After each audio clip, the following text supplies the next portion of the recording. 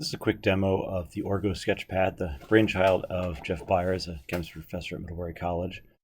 I'm going to show a few of the early demo versions. This is kind of a version 0 alpha for evaluation by Jeff to get some feedback. To start, you can use a stylus or a mouse. It's kind of designed around a stylus and a tablet. This is on a Surface Book right now. It should work on other devices. The short story is kind of the obvious. You draw structures the way you normally would. It's going to simply clean them up and make them look nice. As you've seen, you can draw cycles. You can draw branches, branches off those branches. The most important thing in the drawing is to make sharp corners. The exact angles don't matter. The speed doesn't so much matter. The sharp corners are going to get the recognition right. It doesn't have to be hexagon, of course. You could draw a pentagon off there. That's the starting point. So again, chains and cycles are just drawn like that. Again, you want to draw each chain separately, each cycle separately, and just keep them separate. If you draw too much at once, I'm not sure if the recognition is going to be perfect. It's designed to handle things pretty well, again, as long as the corners are sharp. If it doesn't do some stuff as expected, I guess we'll hear back on that. The bonds that are drawn can be tapped to cycle the bond types. You can just tap on some double bonds. If you happen to want the double bond on the other side, well, it cycles all the way through. Double bond both sides. There's some wedge bonds each direction, dotted bond each direction. There's a triple bond, which of course throws things out of whack because it's trying to make that straight. There's a thick bond, which we'll see a bit later. And back to the regular.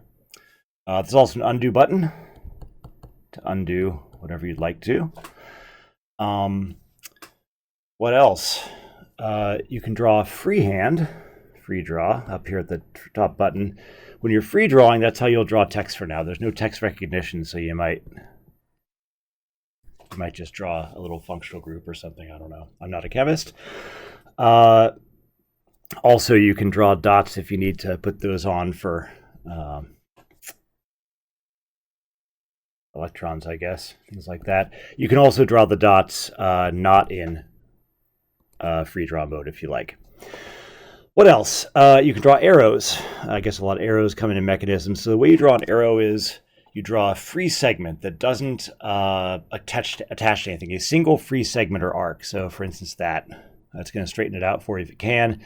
Just like with the bonds, you can tap through and select different types of arrows. Okay. You can also draw it as an arc, and it will be arced as you draw it. Right. Of course, the equilibrium arrows are always straight. I'm not sure if that should be the case or not, but this is all at early phases. What else do we have? We have undo. We can clear what we've drawn. At present, you can undo that clear. I'm not sure if that's worthwhile, but that's the way it is right now. The big feature is it's not Geometer Sketchpad. It's Orgo-Sketchpad. You can save this as a PDF. That could be included in notes. It could be sent to students, whatever else. The first time you save is going to prompt you for a folder to save to, and all it's going to do is save to sequentially numbered PDFs in that folder. So every time it saves, it's going to,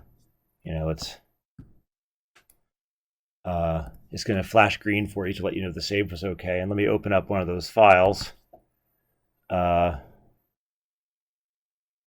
Pretty much what you drew as a PDF.